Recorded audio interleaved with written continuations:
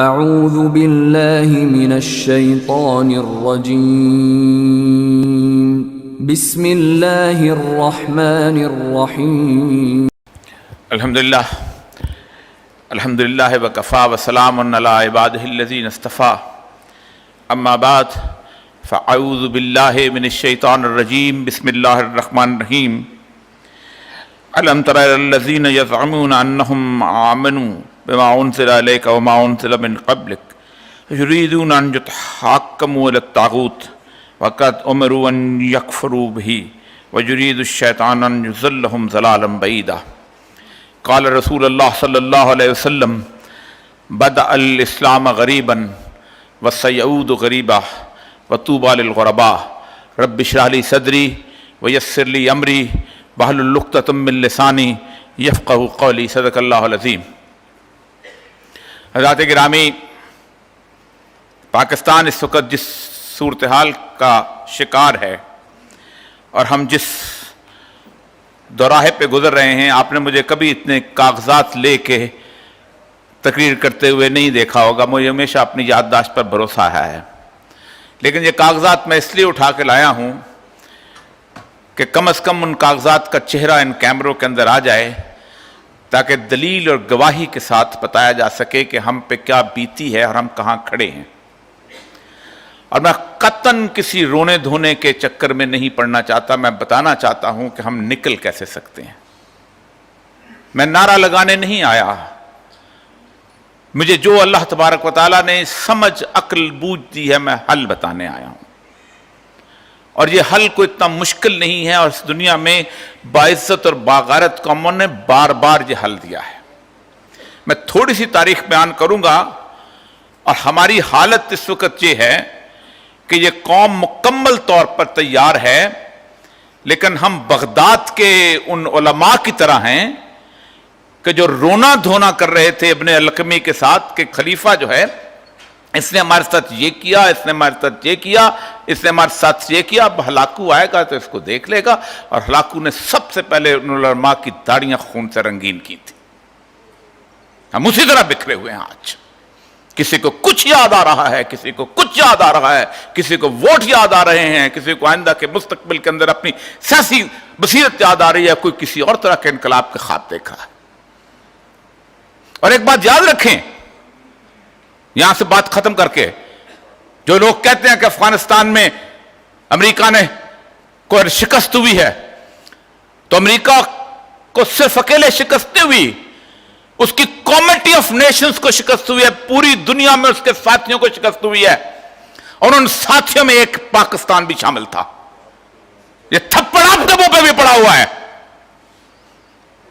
ہم نے 20 سال گزارے ہیں، ہمیں پتا ہے اس ملک سے کیسے کیسے لوگ جو تھے گوانتانامو بے میں 600 سے 650 لوگ بھیجے گئے۔ ہمیں معلوم ہے 57,000 دفعہ امریکی جہاز اس سے زمین سے اڑا۔ مت نکالو اپنے آپ کو اس بات سے کہ ہم لوگوں نے فتح کیا، نہیں، ان لوگوں نے فتح کیا تھا کہ اس کے بارے میں اقبال نے کہا تھا، اللہ کو پامردی مومن پہ بھروسہ، ابلیس کو یورپ کی مشینوں کا سہارا۔ مت نکالو اپنے آپ کو، اپنے جرم کو جس کی تمہیں سزا مل رہی ہے آج تک۔ اللہ کے وعدے حریت والوں کے ساتھ ہوتے ہیں۔ اب یہ پورے کا پورا امریکہ کا معاملہ یہ ہے کہ چند روس کے ساتھ چلے گئے اس کی طرف نہیں۔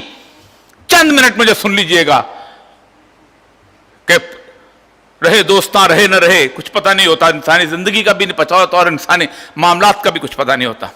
6 جون 1944 1944 1,56,000 افواج نارمنڈی کو فتح کرتی ہیں۔ کہا جاتا ہے سیکنڈ ورلڈ وار کا سب سے بڑا امپورٹنٹ ترین اہم ترین دن تھا۔ اس کے بعد جنگ چلتی ہے 1 سال، لیکن 1 جولائی 1944 کو امریکہ کے ایک شہر برٹن ووڈ میں 45 ممالک اکٹھے ہوتے ہیں بڑے بڑے۔ انہوں نے کہا اب تو دنیا ہماری ہو چکی ہے، اب اس دنیا کو ہم کیسے فتح کریں گے۔ برٹن ووڈ کا ایک شہر، اور وہاں پر کہا ختم ہو گئی بادشاہتوں کے زمانے، انگریز چلا گیا، فرانس چلا گیا، سب چلے گئے، اب کسی کو دنیا کو فتح کرنے کے لیے فوج کی ضرورت نہیں ہے۔ ایک دنیا کو इंटरनेशनल मॉनेटरी सिस्टम दिया जाता है, जिसे इंटरनेशनल निज़ाम मईशत कहा जाता है। 3 एग्रीमेंट किए जाते हैं उसके अंदर। नंबर 1, दुनिया से सैयदुल अंबिया सल्लल्लाहु अलैहि वसल्लम की बताई हुई उस बुनियादी करेंसी को खत्म किया जाए कि नकदैन तुम सोने और चांदी के अंदर तिजारत करोगे। इंट्रिंसिक वैल्यू खत्म कर दी जाए उस करेंसी की और उसकी जगह कागज की करेंसी लेके आई जाए। दूसरा एग्रीमेंट, कोई मुल्क सोने और चांदी में तिजारत नहीं करेगा। हर दुनिया के अंदर एक एक्सचेंज रेट होगा और एक IBRD international bank for resettlement कायम किया गया कि जो एक्सचेंज रेट्स बनाएगा और कहा गया अब जो भी है उसकी पहचान यही होगी कि वो उसकी करेंसी कौन सी है और हमारे निजाम के साथ कैसे मुंसलिक होता है। उसकी बुनियाद पर एक अदारा कायम किया गया, उसके बाद कायम हुआ है, जिसे यूनाइटेड नेशंस कहते हैं। उस यूनाइटेड नेशंस की पूरी के पूरे निजाम को इस दुनिया के ऊपर नाफिज किया गया कि तुम रेक्टिफाई करोगे। जो कुरान की मैंने आयत पढ़ी है उसकी आयत का तर्जमा सुन ले, उसके बाद आपको बातें समझ आएंगी। ऐ नबी, तुमने देखा नहीं उन लोगों को, अलम तरा लल्लज़ीना यज़मूना अन्नहुम, जो क्या करते हैं कि कहते हैं हम ईमान लाए किस पर? उस किताब पर जो तुम पर नाज़िल की गई। बिमा उन्ज़िला अलैका वमा उन्ज़िला मिन क़ब्लिक, जो पुरानों पर भी नाज़िल। क्या पढ़ते हैं? आमन्ना रसूल बिमा उन्ज़िला अलैहि, यही पढ़ते हैं ना। लेकिन करते क्या हैं? अपने फैसले तागूत के पास लेके जाकर करते हैं। तागूत कायम किया गया इस दुनिया के अंदर, उस तागूत को बकायदा फंड किया गया। कहा गया हर दुनिया में मुल्क 3 काम करेंगे। Every country must have a bank, एक बैंक होगा उसका। दूसरा, हर मुल्क के अंदर एक करेंसी होगी जो पेपर करेंसी होगी। तीसरा, हर मुल्क का एक इंटरनेशनल डेट होगा। इसे कहते हैं डेट ट्रैप। 1947 से पहले बार बार यहां कहा है कि कोई डेट, किसी किस्म का कोई कर्जा नहीं था इस मुल्क का, जबकि इतना कुछ काम हुआ। उसके बाद हमारे साथ हुआ क्या, तारीख थोड़ी सी मैं बयान कर दूं। और मैं आज वो सिक्योरिटी पेपर्स लेके आया हूं, क्योंकि अमेरिका जो है उसकी आदत है कि वो हमारे तमाम राज और 20-25 साल के बाद शाया कर देता है, बता देता है कौन बदमाश था, कौन गद्दार था, और किसने बदमाशी की और किसने गद्दारी की, और कौन हमारा टोडी था। वो नहीं रहने देता कर्जा अपना, सब कुछ बता देता है। 7 सितंबर 1949 एक शख्स था जिसका नाम था मिर्जा अबुल हसन इस्फहानी। इनकी खानदान अंग्रेज का परवरदा खानदान था। रिचमंड में इनको जायदादें मिली हुई थी। इसको जब अंग्रेज ने यहां पर 1900 के अंदर सोचा कि बरसगीर पाक व हिंद को हमने बहुत अच्छी तरह से बनाना है, तो उसने अपने अपने खास लोगों को इकट्ठा करना शुरू किया। आगा खान को लाया, क्योंकि आगा खान ने 50,000 घोड़े दिए थे डायर को उस वक्त जब वो कंधार में अपनी उस वक्त अफगानों के खिलाफ मूवमेंट कर रहा था, जंग कर रहा था। उसको बॉम्बे दिया, इनको बंगाल दिया, सब कुछ किया। इसने खत लिखा लियाकत अली खान वजीर आजम को और कहा देखो आपने बहुत अच्छा किया कि आपने रूस की दावत कबूल कर ली। I want to correct the record state.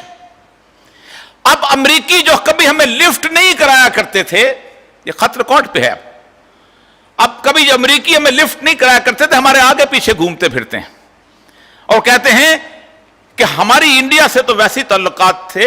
गलत है। अब आप ही हमारे मर्जा और मावा हैं, आप ही हमारे लिए बेहतरीन हैं, तो आप प्लीज ऐसा कीजिए कि आप हमारे साथ ताल्लुकात करें। और मैं आपसे कहता हूं कि अगर आइंदा ट्रू मैन आपको खत लिखेगा तो कबूल कर लीजिएगा।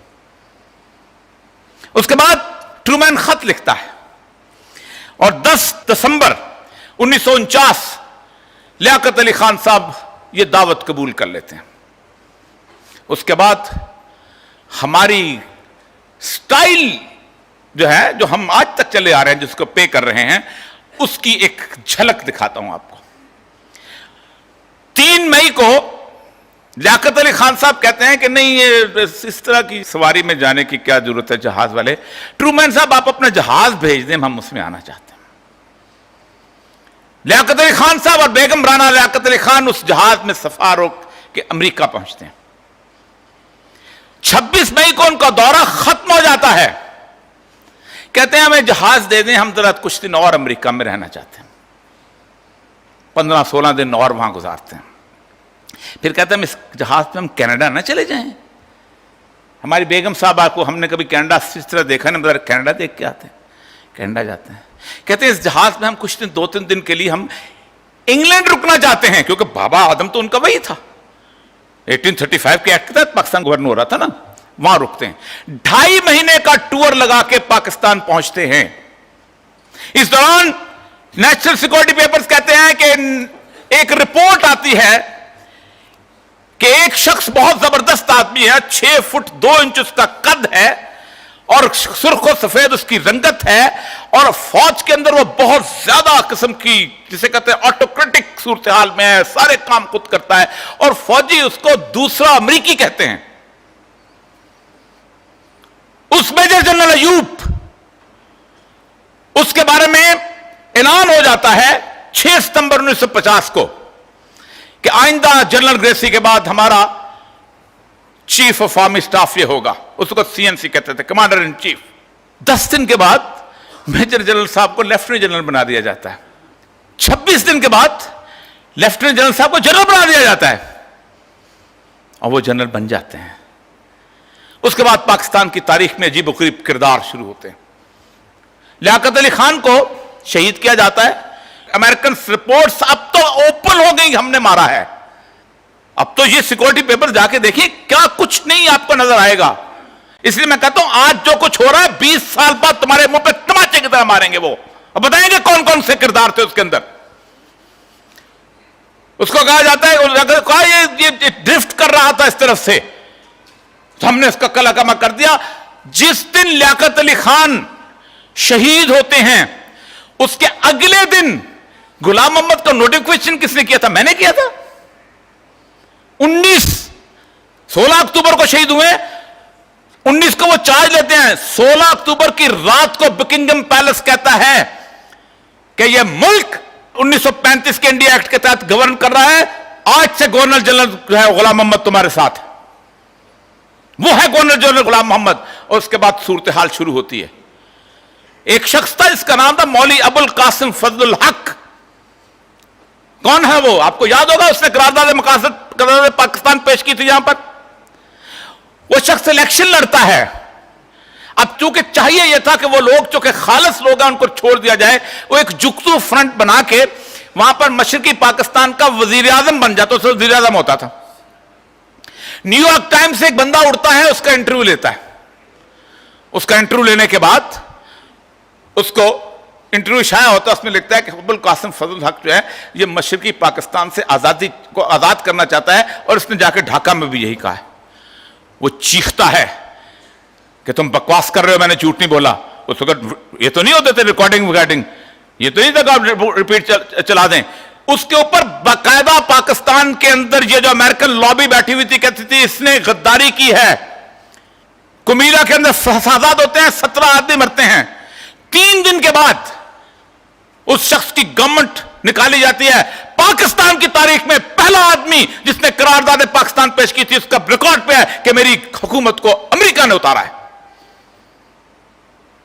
یہ آج کی بات نہیں میں کر رہا ہوں۔ چیختا رہ گیا کہ میرا بیان غلط ہے، لیکن انہوں نے کہا نہیں۔ کون آیا اس کی جگہ؟ جنرل سکندر مرزا، جو اب تو سویلین تھا، اس وقت سارے اکٹھے ہوتے تھے، ادھر سے ادھر جاتے تھے۔ اس نے اگلے دن ایک کام کیا، اس نے اپنے بیٹے ہمایوں کی شادی امریکی سفیر کی بیٹی جوزفین سے کر دی۔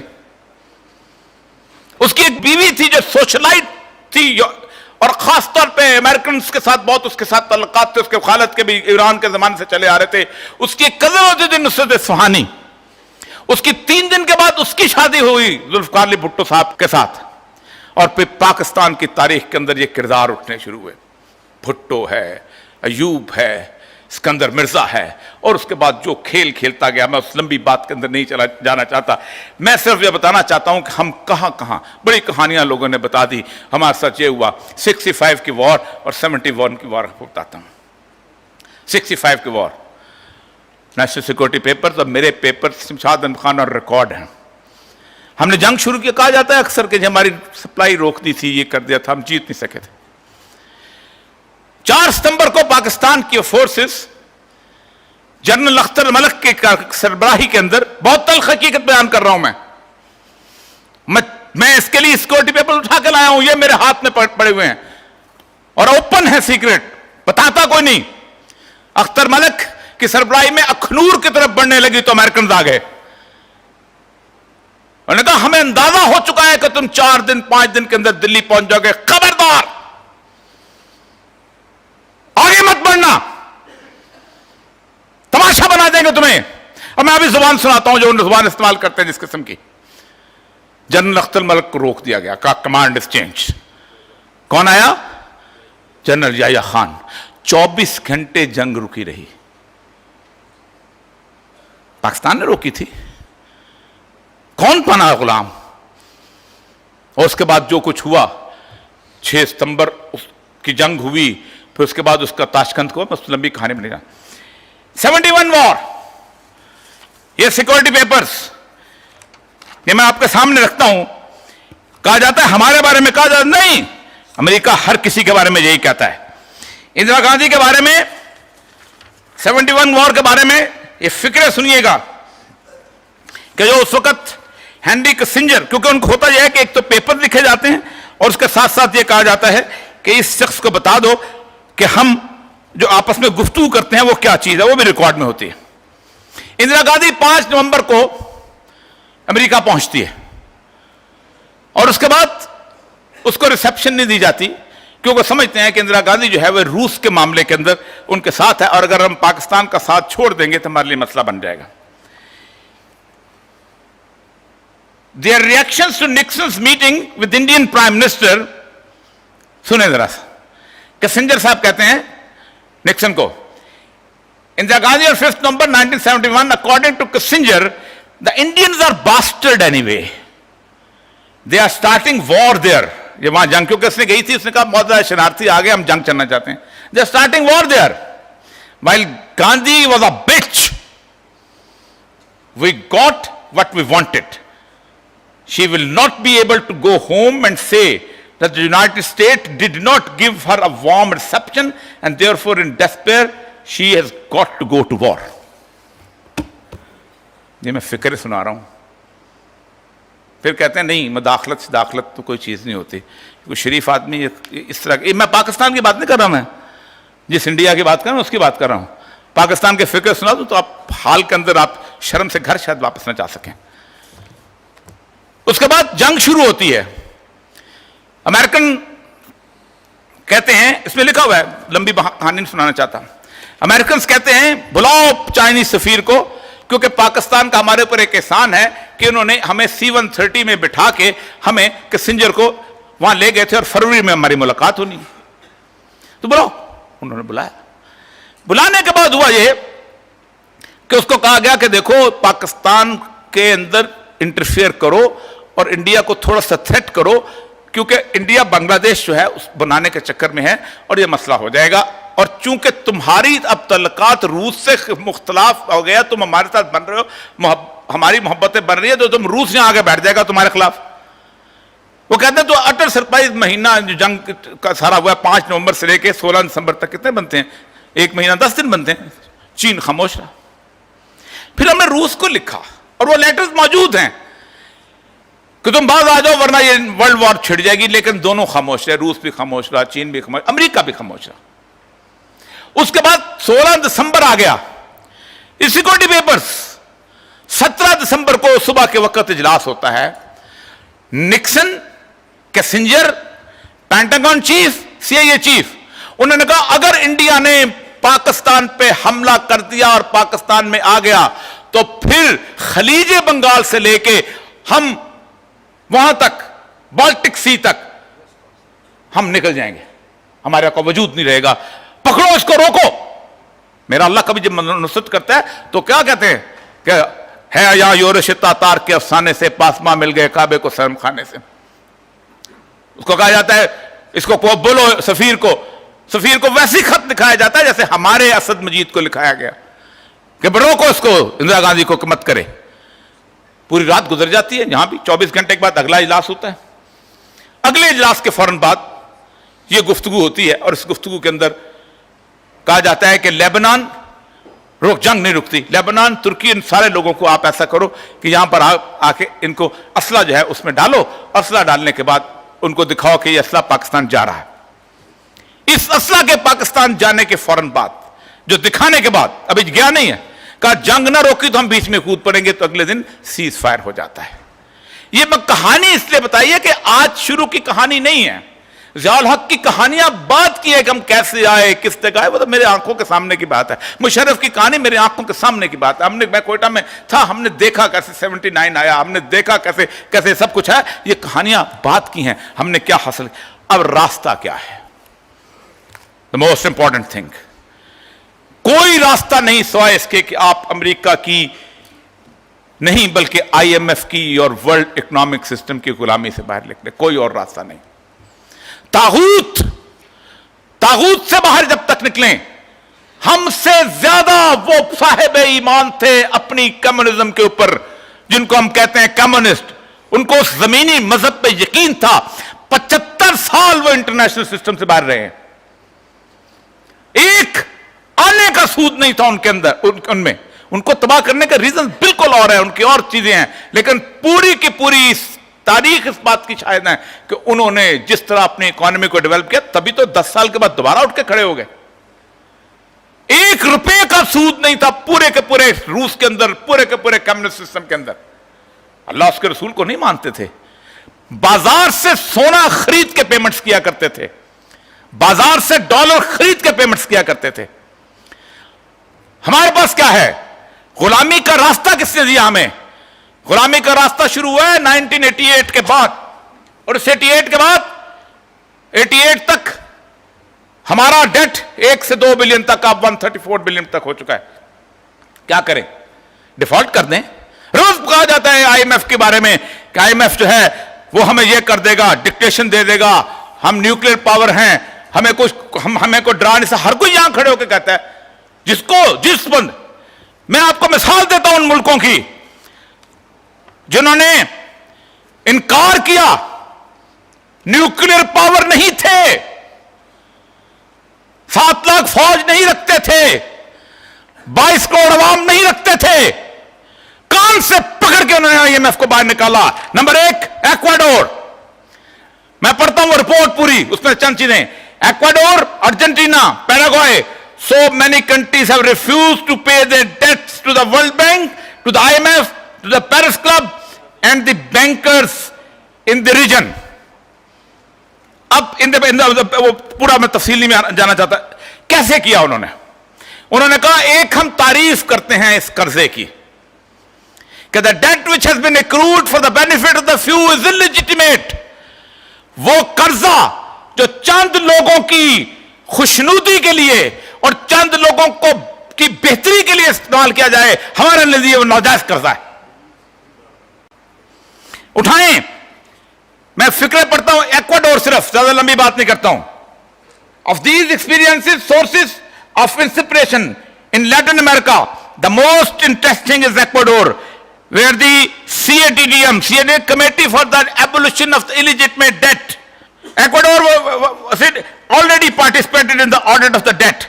A new president was elected at the end of 2006, Rafael Correa۔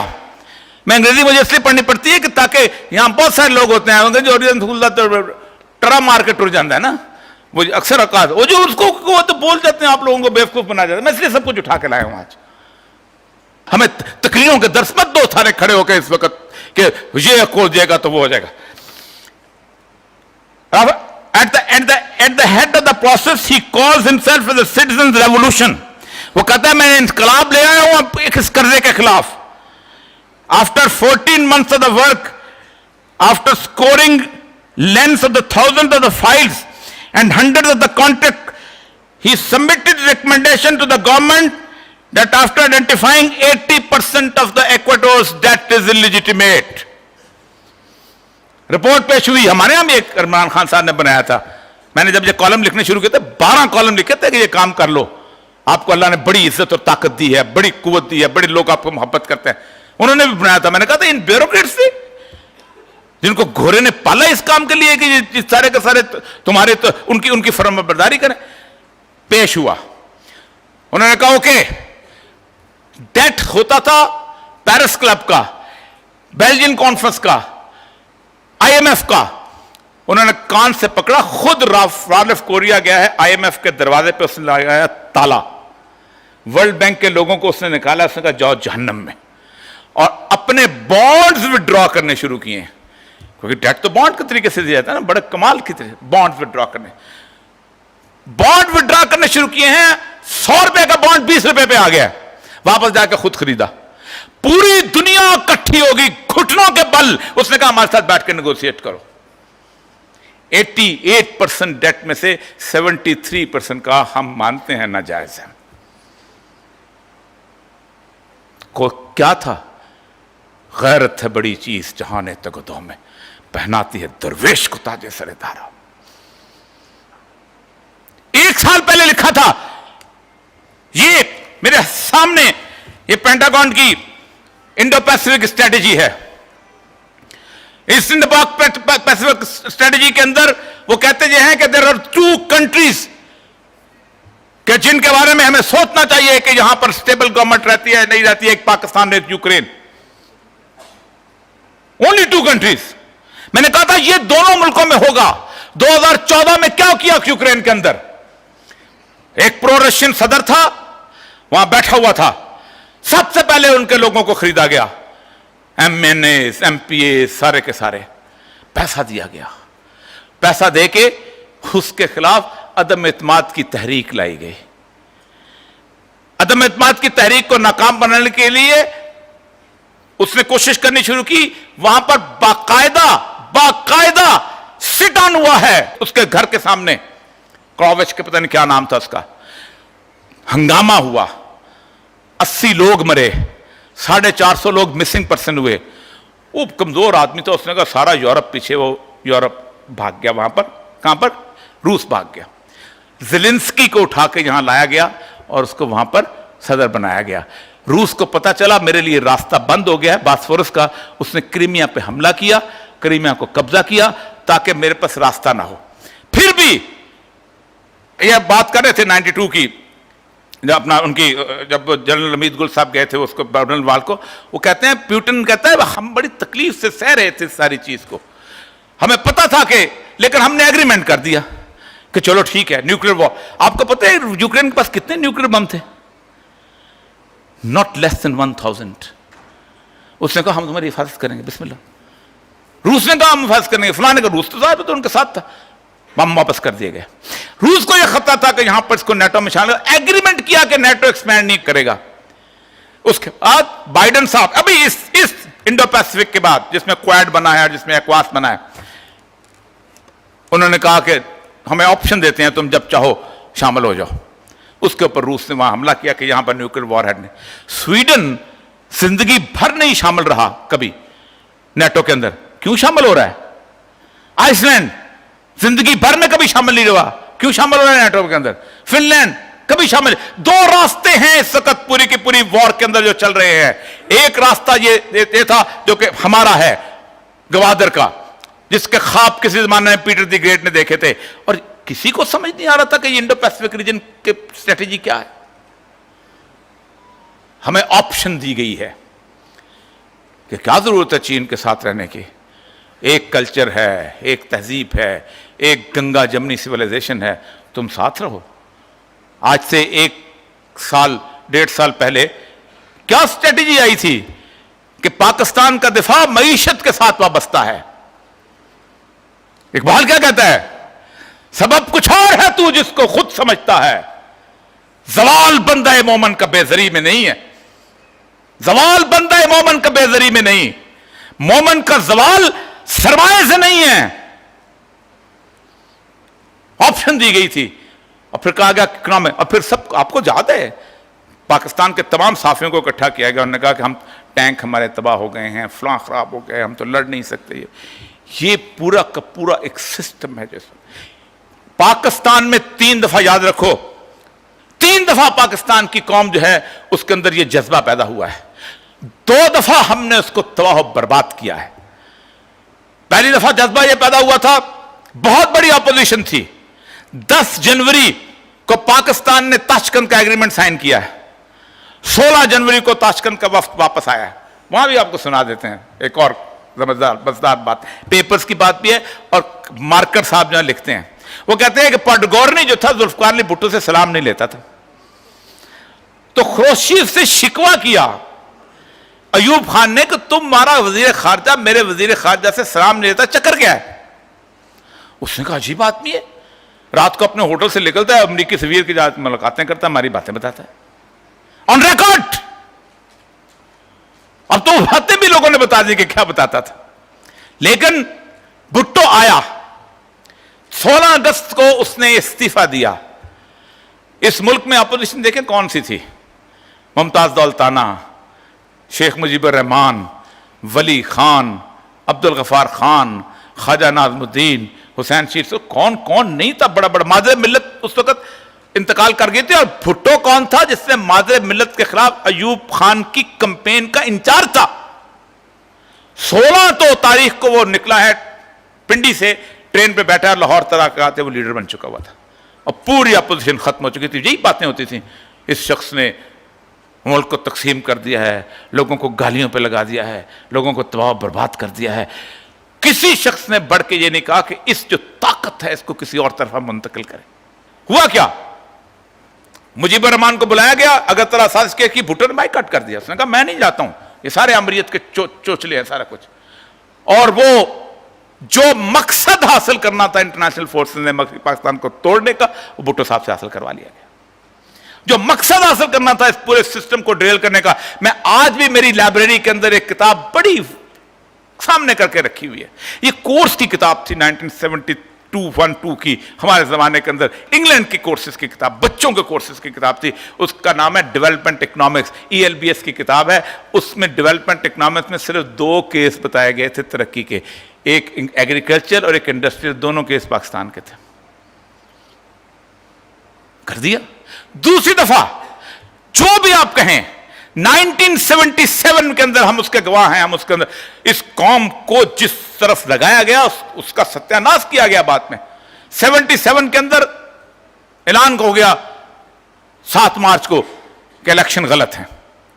آپ سوچ سکتے ہیں کہ بائیکاٹ کیا تھا, 3 دن کے بعد صوبائی اسمبلی کے الیکشن ہوئے ہیں, اور 3 دن کے بعد ہو کا عالم طاری تھا تمام پولنگ سٹیشنز کے اندر, کوئی بندہ نہیں تھا.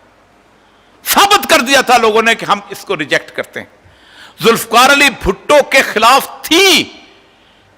ہر تنظیم, ہر تحریک اسی طرح ہوتی ہے, وہ اپنا راستہ بنایا کرتی ہے, اور اس راستے کو روکا کس نے؟ پاکستان کی ٹیک اوور نے. اگر وہ راستہ نکل پڑتا تو آج انالیسز والے کرتے ہیں, تو پھر وہ راستہ خمینی کا راستہ ہوتا تھا. یاد رکھیں, انقلاب, بہت اچھی بات کی عبداللہ گل نے کہ انقلاب اپنا راستہ خود بنایا کرتا ہے, اور انقلاب کے اندر سے leadership comes in the tides of the revolution. لیکن ایک بات یاد رکھیے کہ ٹائڈز آف دی ریولوشن میں بدترین لوگ وہ ہوتے ہیں کہ جو اس ریولوشن کے اگینسٹ کھڑے ہوتے ہیں. میں نے بغداد کی مثال آپ کو دے دی. 5 سال اور ایرانی قوم نہ جاگتی, خمینی کی قبر کو بھی کوئی نہ پہچانتا. تعویذ لکھتا, مرجے بن جاتا, وہیں جا کے اور 6 مرجے تھے, فوت ہو گیا ہوا تھا. 11 سال تک فرینچ ریولوشن چلتا رہا ہے. رابسپیری جیسا بندہ, اس نے ایگریمنٹ کر لیا, جب اس کے بعد جو ان کا رہنما تھا ان کو قتل کر دیا. ان کا تم کون ہوتے ہو ہمارے معاملات کا سودا کرنے والا؟ ایک ہی راستہ ہے اور کوئی اور راستہ نہیں ہے. کہ آج یہ جو امت اس وقت اکٹھی بھی ہوئی ہے, پاکستان کی مسلم امہ جو ہے, مجھے اس لیے نام یاد آتا ہے, ڈاکٹر اسد نے جب پہلی تقریر کی تھی نا, قائد اعظم نے جب ان کو کہا تھا, تو اس نے کہا تھا مسلم امہ آف پاکستان. ہم پتہ کیا کہتے ہیں؟ نہیں, پاکستانی نیشن. اس لیے کہ ہم بنیادی طور پہ ہم سمجھتے ہیں کہ ہم تو اس طاغوت کے سسٹم کا حصہ ہیں, ہمیں اسی طرح ہمیں ریکٹیفائی کرنا پڑتا ہے. یاد رکھیے, جب تک آپ اس انٹرنیشنل مانیٹری سسٹم کو آنکھیں نہیں دکھاتے, جب تک آپ کھڑے ہو کہ کچھ نہیں کر سکتا آپ کا. ایک شخص ہے, اس کی 3 کتابیں ہیں, وہ ضرور پڑھیے گا. اس کی ایک کتاب کا نام ہے پرزنرز آف جغرافی, جغرافیے کے قیدی. ہمارا جغرافیہ اس قسم کا ہے کہ ہم جو چاہیں ڈکٹیٹ کروا سکتے ہیں, ہمیں لیڈرشپ اگر مل جائے تو. ہماری لیڈرشپ ٹرو مین سے جہاز مانگ کے نہ جائے، اپنا ٹکٹ خرچ کر کے جائے. ہماری لیڈرشپ انتظار نہ کرے کہ ہمیں کتنی اسسٹنس ملے گی. ہمیں یہ گلے نہ کریں کہ ہم تو سیٹوں اور سینٹوں میں شریک تھے اور تم نے بند کر دیا. نہ، ایک ہی راستہ ہے اور وہ راستہ یہی ہے. اس وقت کیپٹلائز کرو. اس وقت میں عمران خان ہو یا کوئی اور، میری حالت بغداد کی ہے. اور یاد رکھو، کوئی شخص اگر یہ سمجھتا ہے کہ پاکستان کو کسی نے سٹیبلائز کرنا ہے آ کے امریکہ نے، نہیں. پاکستان ایک ڈی سٹیبلائز کنٹری چاہیے جس پہ انڈین ہیجمنی ہو، اس کے علاوہ کچھ نہیں. مائک مولن کو جو حسین حقانی کا خط ہے اس کو اٹھا کے دیکھ لیجئے گا. کوئی توقع جو لگائے گا، خواہ امریکہ سے لگائے گا، روس سے لگائے یا چین سے لگائے، وہ شرک کرتا ہے. اور شرک کرنے والے کو اللہ تعالیٰ جو ہے وہ معاف نہیں کرتا. ہماری حالت بنی اسرائیل کے ان لوگوں کی طرح ہو چکی ہے. افتؤمنون ببعض الکتاب وتکفرون ببعض، کہ دیکھو کچھ تم کتاب کے کچھ حصے کو مانتے ہو اور کچھ حصے کو نہیں مانتے. اللہ کہتا ہے ایسے لوگوں کا حساب میں آخرت میں نہیں رکھتا ہوں. الا خزی فی الحیات الدنیا، میں تمہیں دنیا میں ذلیل و خوار کرتا ہوں.